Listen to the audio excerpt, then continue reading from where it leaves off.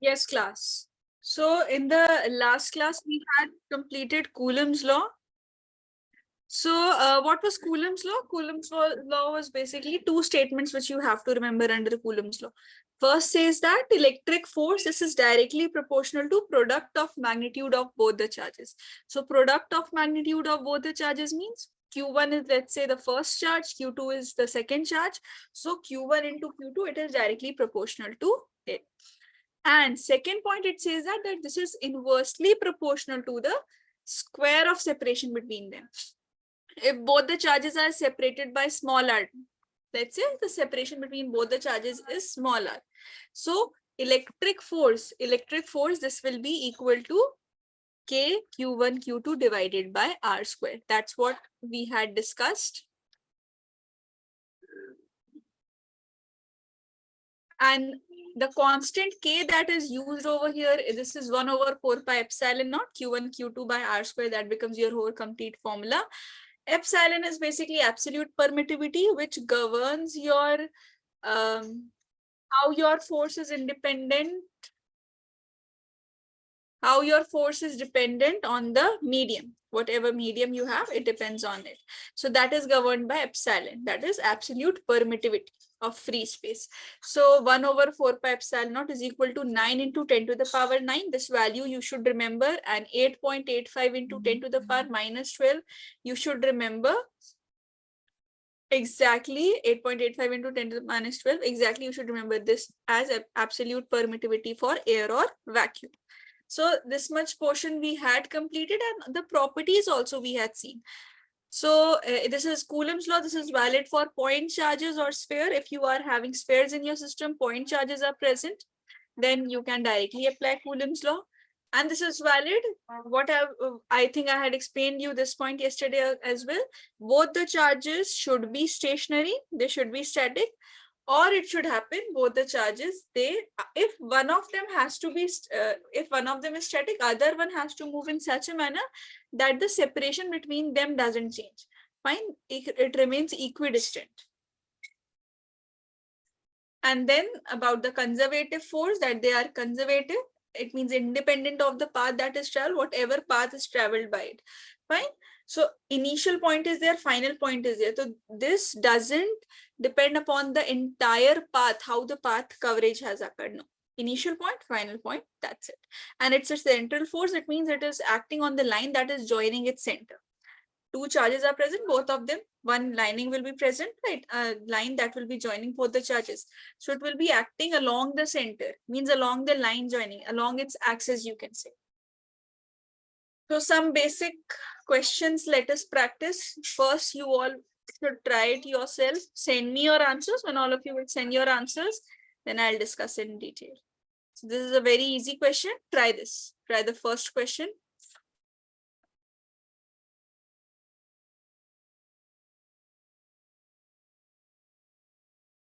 Whoever gets the answer, send me the answer in the chat box.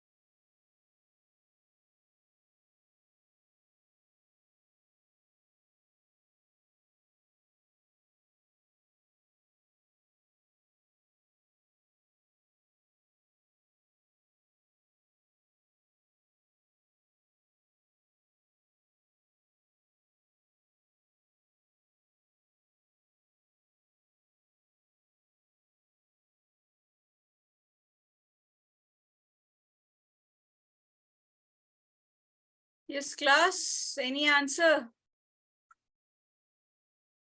Okay, I'll discuss it then.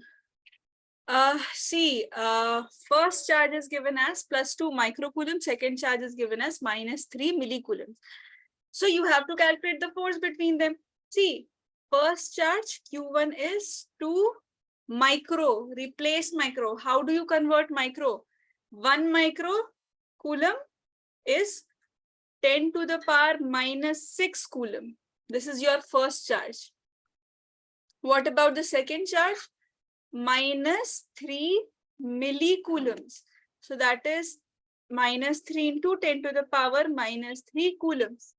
Now see, if you put in the formula for it, the formula F is equal to K Q1 Q2 divided by R square.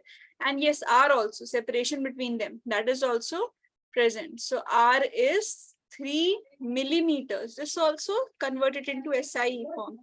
10 to the power -3 meters. This is the separation between them, right? So now when you put it, K is 9 into 10 to the power 9. As I've told you, you will be directly putting the value. Q1 is 2 into 10 to the power -6. Now Q2. What is the value of Q2 that I should put?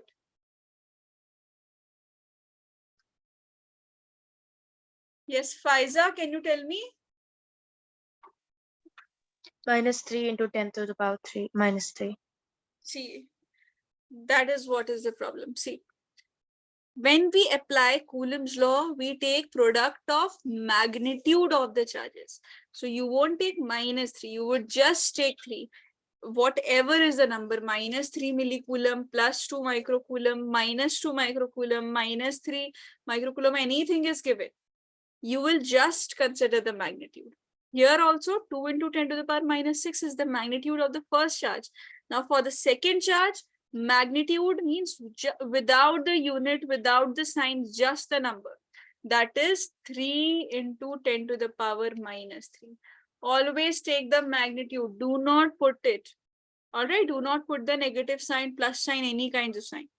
That will automatically come in your answer. You have to put modulus. You have to put modulus of this. That will become 3 into 10 to the power -3 coulombs.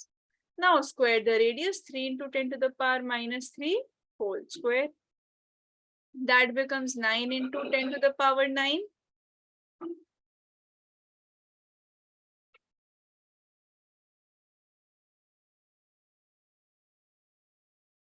This becomes 9 into 10 to the power 9. 6 into 10 to the power -9, -6 -3, divided by 9 into 10 to the power -6. So 9 gets cancelled. 4 becomes 6 into, they also got cancelled. 6 into 10 to the power 6 Newton. That's how simply you'll use Coulomb's law. Note down the solution. Then we'll discuss one more question. And please, class, do remember you have to just put in the magnitude for it.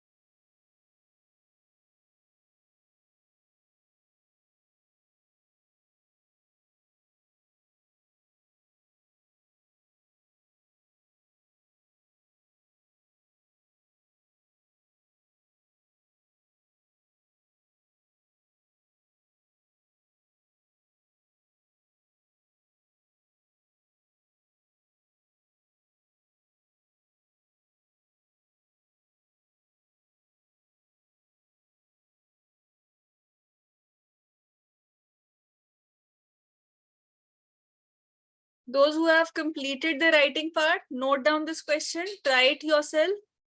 First, write whatever answer you're getting it. Let me know. I'll discuss it anyhow.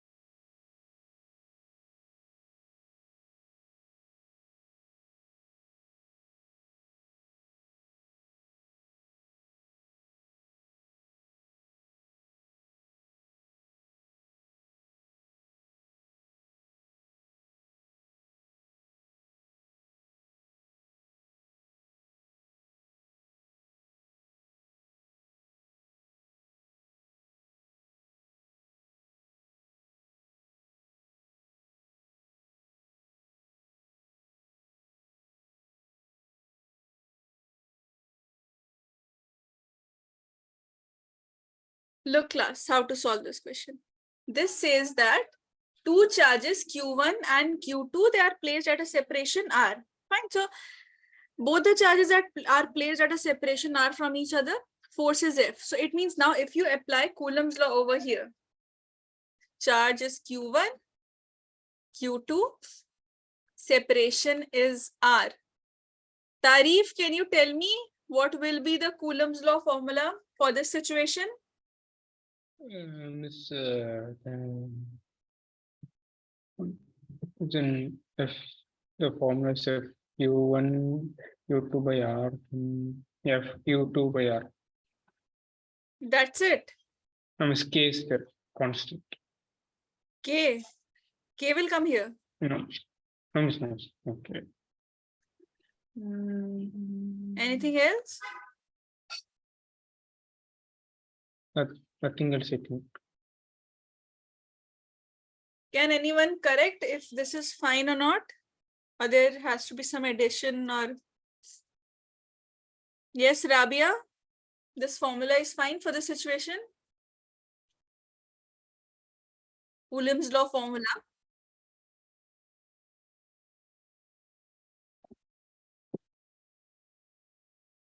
Huma, Yes, ma'am. I think it's of character only. see, there's just one slight error. Tarif, your answer is correct. Coulomb's law, first statement you have written well, Q1, Q2. Second statement is square of radius. Fine? Everything is fine. Rest. It's just that the square of separation between them. Do you understand? Now it's clear? So K Q1 Q2 by R squared. This is the formula. Square of separation, because this follows inverse square rule. Fine. So K Q1 Q2 by R squared, that is fine. Now it says that it gives you a situation where magnitude of both the charges are doubled. It means Q1 was Q1. Now it has become 2Q1. This was Q2. This has become 2Q2. And what about the separation? Separation is half, R by 2. Now I'll put Coulomb's law. Let's say this is some new force. K, constant comes, so constant will come. Q1, what is the first charge for me here? That is 2Q1. What is the second charge for me? That is 2Q2 divided by square of separation between them. So R by 2 whole square. What it is?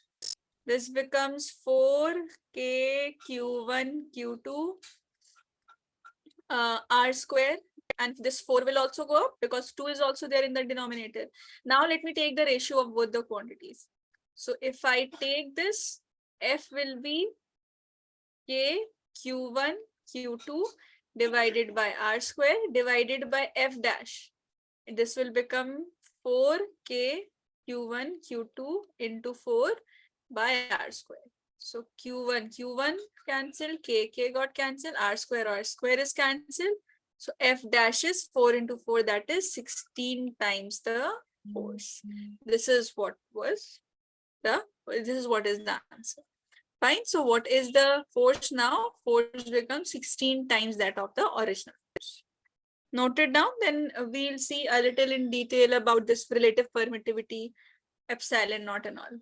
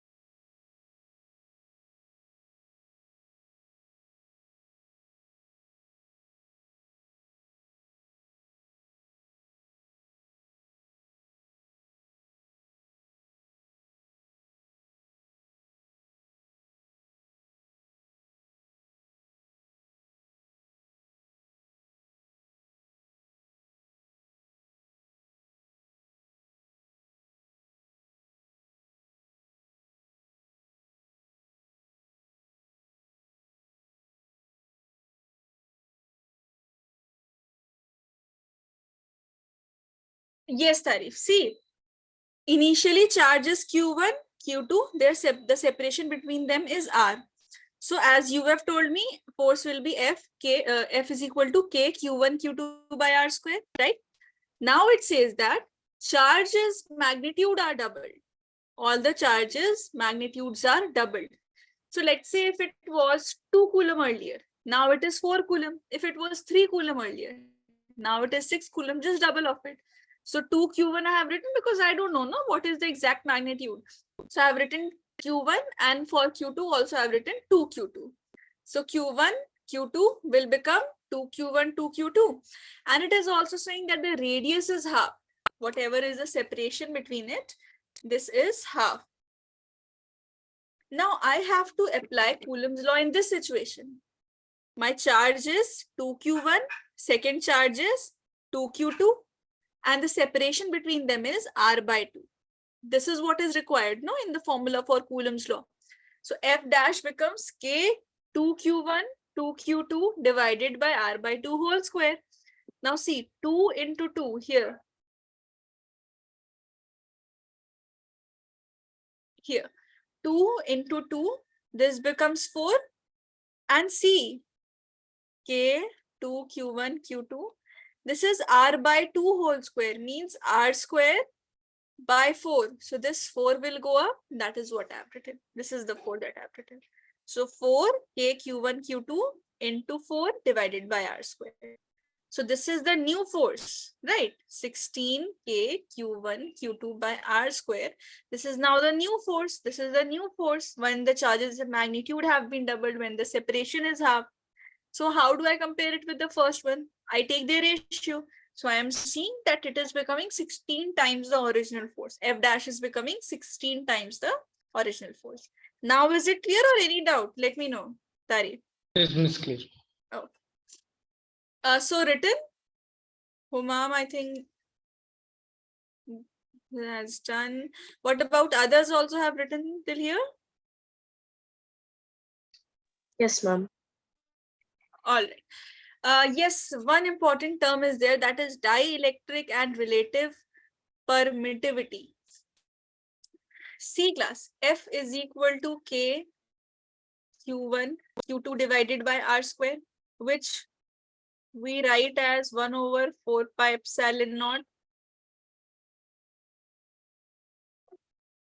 Q1 Q2 by R square. This is, let's say, the force in air. Why air? Why have not I taken any medium? Because I have told you yesterday that epsilon naught, as soon as I write this is for any medium. As soon as I put this naught, that becomes absolute permittivity for free space, for air only. So this is for air. Fine, this entire term, when I write, this is for air only, permittivity for air. Now let's say I have taken a medium, a random medium I have taken. So there I will not put epsilon naught. That time I'll just put epsilon. Fine, just understand this difference. Epsilon is permittivity that is governing the force between the medium for any medium. It can be air, it can be vacuum, it can be any medium. Fine, it is not specified. For example, two charges, they are kept in oil. They are exerting force, electric force on each other. Some force difference will occur that would have been occurring when the charges were in air, right? The same thing is here. Epsilon is for any medium, glass, water, oil, you choose any medium. But I want to have a specific value of this permittivity for air, that is 8.85 into 10 to the power minus 12. So how do I distinguish? Should I write it like this? Should I put air below? So instead of writing like this, we just put a naught. So when I have not written any naught, that is, it is just this symbol is epsilon written. So that means this is the force in any medium. Fine, any random medium. 1 by 4 pi epsilon Q1 Q2 by R square. Whereas in air this was 1 over 4 pi epsilon naught Q1 Q2 by R square. This is the difference. Now see, their ratio, no, this ratio is very important for you to learn, and class just becomes so confusing at the end, whether it was epsilon in the numerator, epsilon not in the numerator. So it's better just be clear of what is written.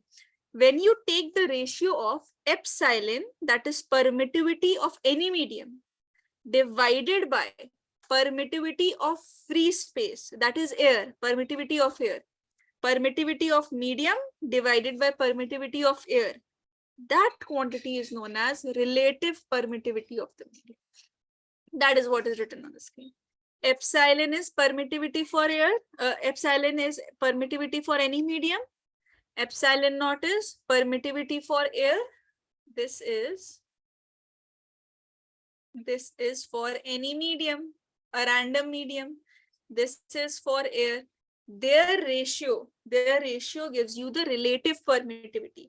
You must have done in fluids also, mechanical properties of fluids in class 11. We calculate relative density when we compare the density of any quantity with respect to water, right? Density of mercury with respect to water, density of any quantity with respect to water that time, right? Similarly, this is also relative permittivity, which is comparison of permittivity of a medium with air.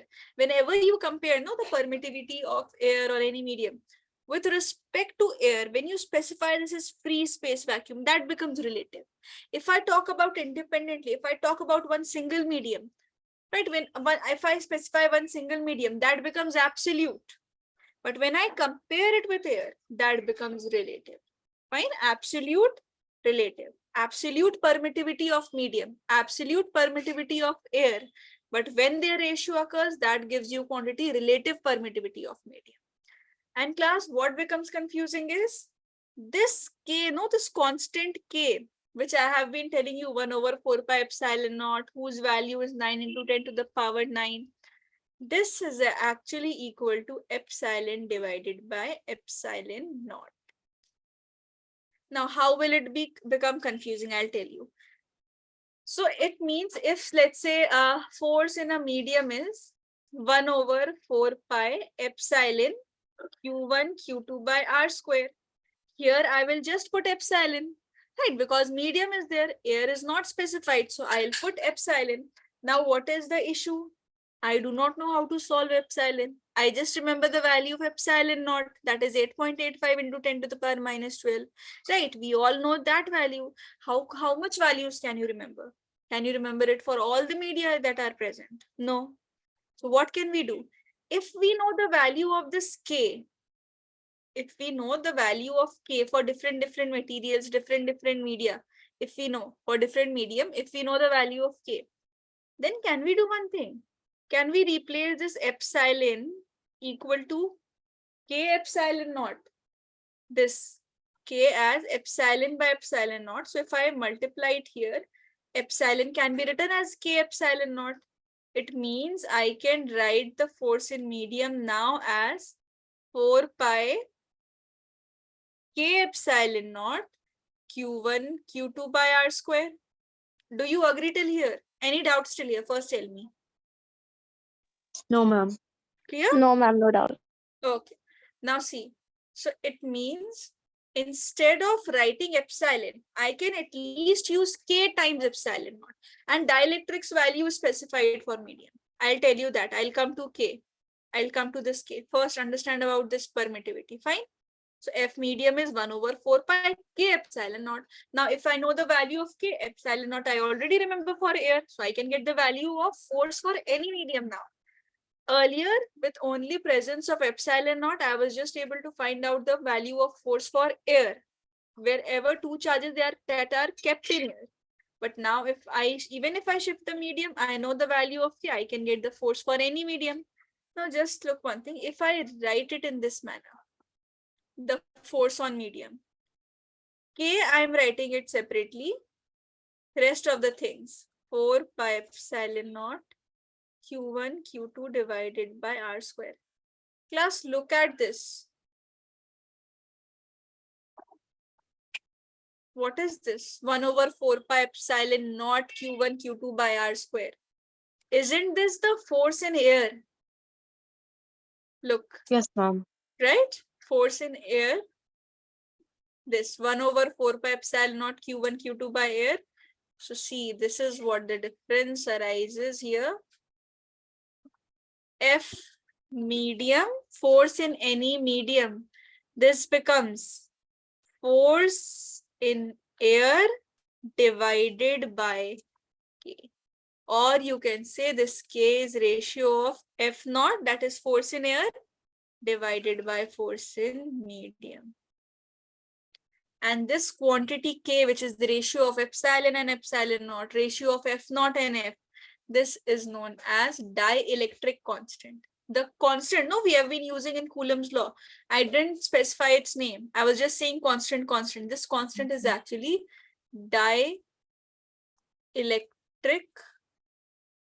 constant. This is basically, you will be studying this in detail in capacitance. Capacitor plates you have in your syllabus, there you will be studying this in detail. So this is dielectric constant. So now what can be confusing is whether F naught by F medium is there or F by F naught is there. The way here it is epsilon above and epsilon naught below, while here F naught is above and F is below. So please pay attention that it gets inverse for force, because by the formula also you can see force and epsilon naught are inversely proportional. So whatever will be the numerator denominator, they'll be exchanged over here. Note it down. We'll practice some questions also. And whatever doubts you have in this topic specifically, keep on asking while. Okay, note it down.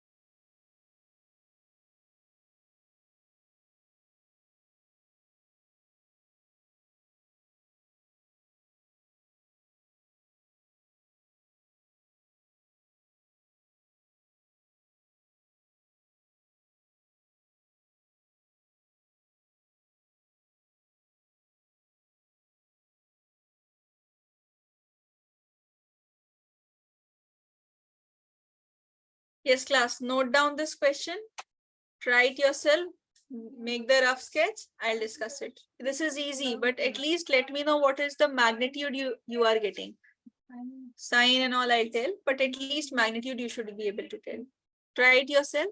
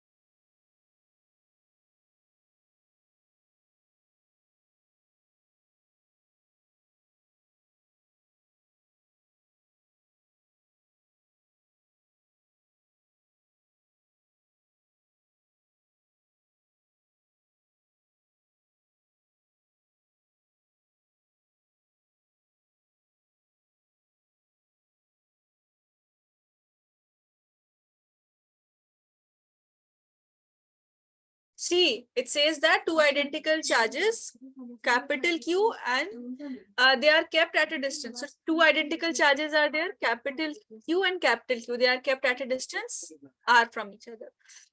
Now a third charge comes. This is placed on the line joining the above two charges such that all the three are in equilibrium. Fine. Now it means, let's say this is the charge Q. So you have to find out magnitude, sign, position of this small q. Let's say this separation, take one separation as x. Fine. This is one separation x. What is this separation now? Total was r, x I have taken. So how much is left? R minus x. Now see. Now see, r minus x is left. If it is saying that all the three charges are in equilibrium, this means that net force is zero. This means that net force is zero. So force that is, let's say this is center O, this is A, this is B. So force acting along AB, this is equal to F is equal to OB. What will be F now? Look, just this part, AO, force between AO. Charge at A, this is Q, and charge at O, this is small q.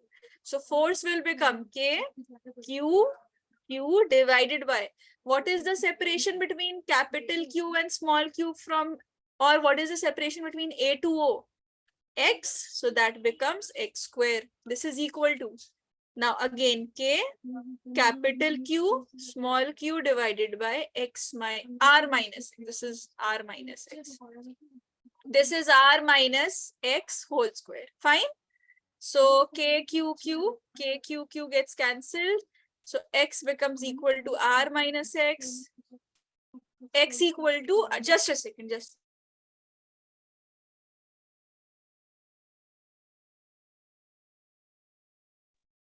So x becomes equal to r by 2. So now you have the position, magnitude, sign, and position. So at least position now you have, right? About the magnitude, now you know the value of x. C class, let's take these take any of the charge for finding out the magnitude. No, take any of the charge. Let's say, let's take this charge B, charge at B, capital Q. You will see the forces from capital Q and small q. They'll cancel each other. Right, if when it says no, all the three charges are in equilibrium, this means this is in such a manner that all the charges are not moving. No charge is moving, attraction, repulsion, all are balancing each other. Fine, otherwise charges must have moved. All right. Now, see, when I say to find out the magnitude, if I'll use small q, what will happen? Again, they'll get cancelled and I'll reach at this step only. Right, I want one charge should at least be left. No, otherwise how will I find the answer? If I take the force on small q because of capital Q, this will be the answer. Q will get cancelled. So what is the method? Take the force on capital Q due to capital Q and small q. So see, if I take the force between small q and capital Q, they are separated by r minus x. Just the half part, BO part, that becomes K Q divided by R minus X whole square, right? Or I think it's better if I take this side. Let me take the other one. Answer will be same from either of the sides. Let me take this charge. I am considering charge at A. So charge at A separated from center Q. The separation is X. So this becomes K capital Q small q by X square. This is equal to, now capital Q with capital Q. Their separation is R, right? So this becomes K capital Q small q by R square. Now what did we just get? Value of X. Put the value of X here. C. And KQ. At least Q is left. Now I'll be able to get my answer. R square by 4. When I put X as R by 2, I'll get R square by 4 equal to Q by R square. So small q is equal to Q by 4. Did you understand this step or should I repeat once? Did you understand, all of you? Yes. Teacher, could you repeat Now, once? yeah, I'll repeat it. Look here. First tell me, this is clear how I got x is equal to r by 2. Let me repeat the overall question. Just a second. This question says that two charges were there, capital Q, and a third charge interrupted them, small q. Whatever, we have to find out a position of this Q, whether it's located in the middle, if it's located at the periphery, if it's located at 1/3 of it, we do not know. And we have to find out its sign as well, such that all are in equilibrium. Means no attraction or repulsion forces pulling or pushing away. This is what is meant by the question. And it's a very important question. It's one of the tough questions also, one of the toughest questions also.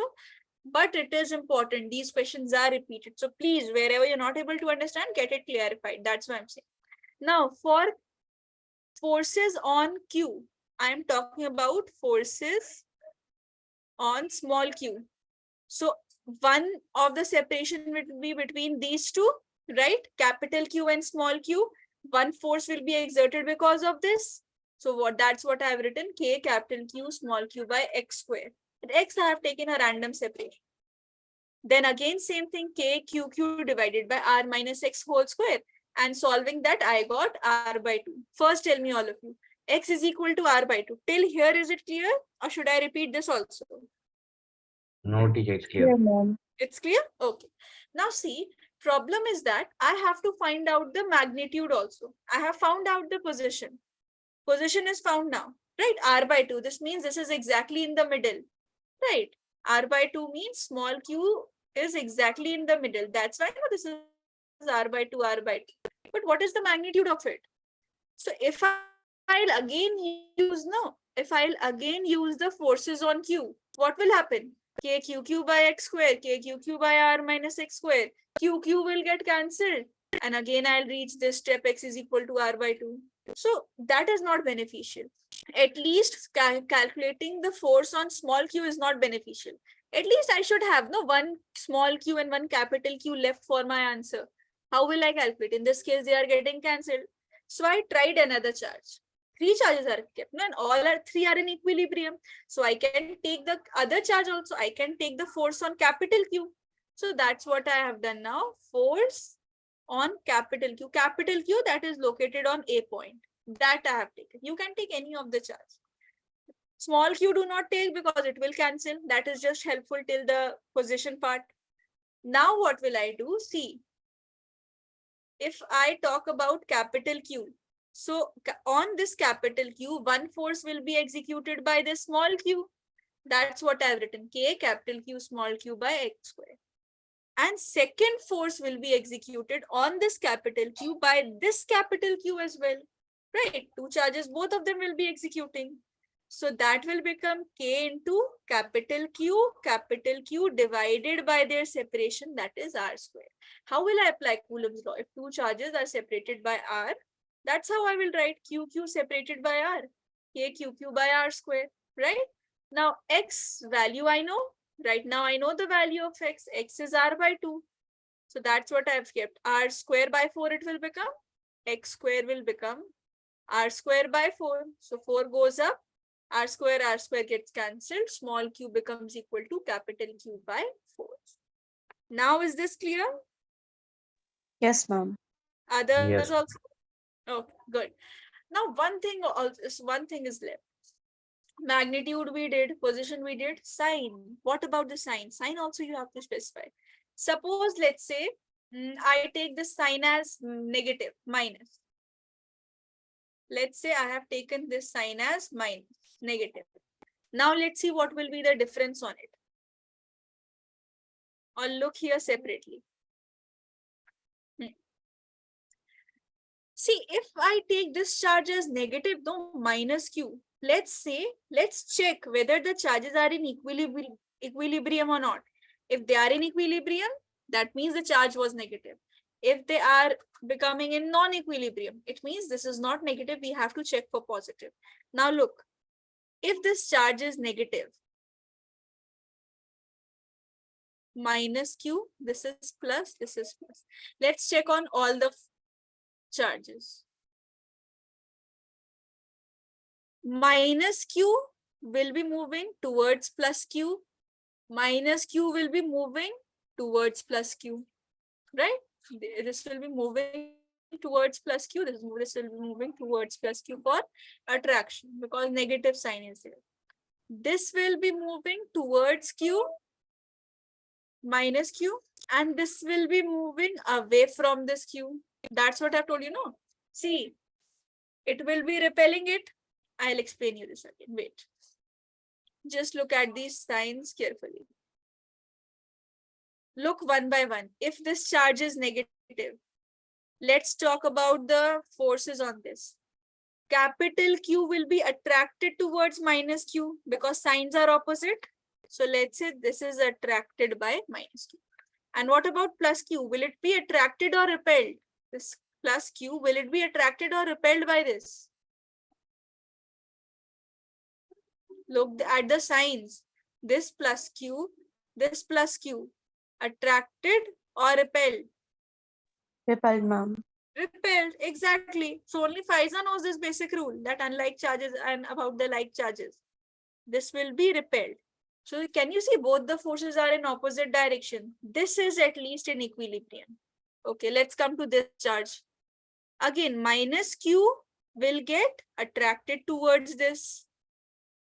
And plus q will be, see, plus q is getting attracted towards minus q and plus q is getting repelled, moving away from plus q, right? Both the charges, it will move away and minus q will attract it. Net force will cancel each other. This will stay in equilibrium. Do you understand what is happening?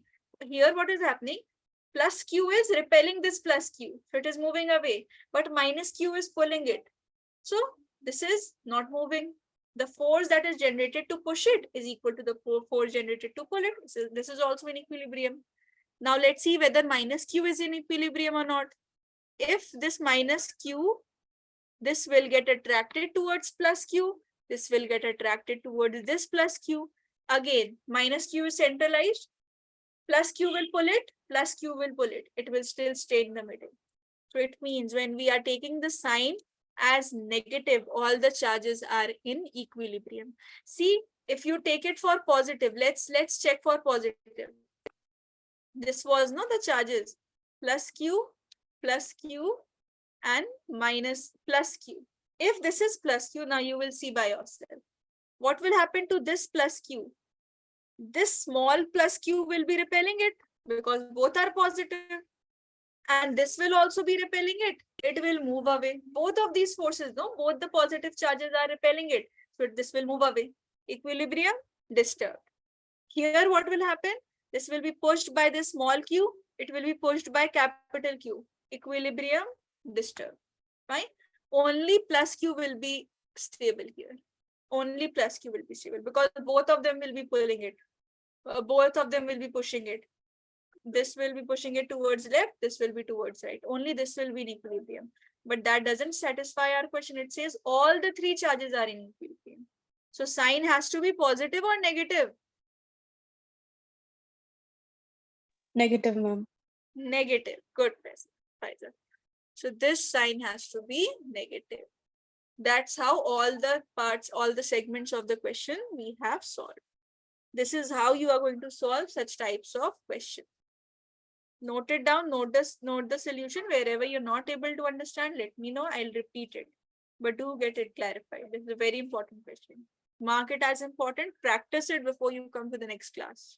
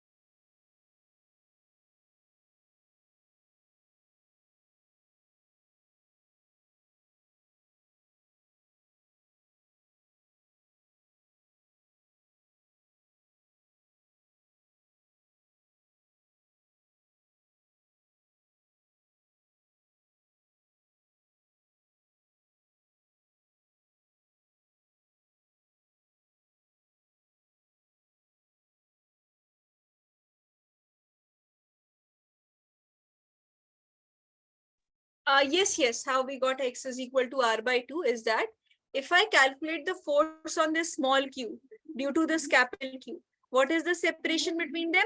X. So force becomes K Q divided by x square equal to the force on from this capital Q onto this Q. That becomes K into Q small q divided by r minus x whole square. Now see, this K will cancel this K. Capital Q will cancel this capital Q. Small q will get cancelled. X square equal to r minus x whole square is left. So square from, if you take under root, or basically both the squares will also get cancelled. So you are just left with x equals to r minus x.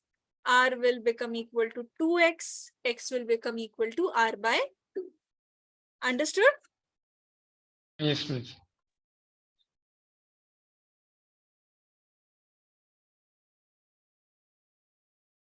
Just keep on texting me done once you have written the entire part.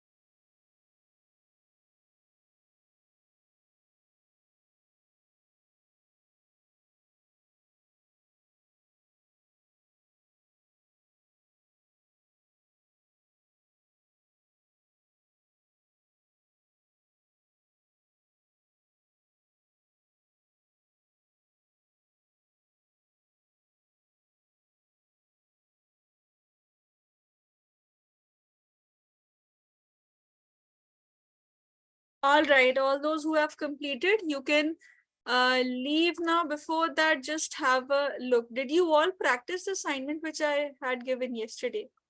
The 4 questions.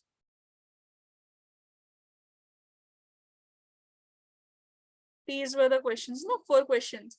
I think by today you will be able to solve it. These questions are very direct. Just add on to this, do 5, 6, and we have done this equilibrium stable part today, 7, 8. These 4 questions, 5, 6, 7, 8, add on to it. Whatever 4 questions you have done, add these. And prepare it, whatever. Now you should be able to do it. We have done all the types of question also. So we'll complete, we'll start with electric field now in the next class. Same thing, timing issue. I think time would extend till that time. You join at 4 only. You join at 4, then we'll see. All right. Okay, class. Thank you so much.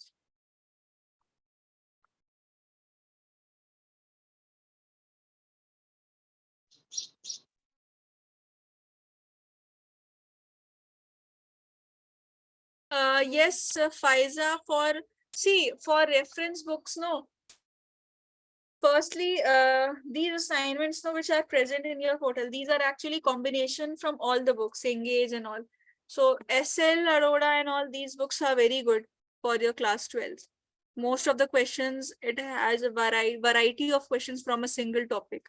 So you can prefer that. NCERT should be there, and these assignment questions, that will be sufficient. So SL, Aurora, you can prefer these books because HC Verma will be in very much detail, so no need to follow up that. Otherwise, these will be then sufficient. Because these questions which are present, no, these are mixture of from all the books, Engage and all.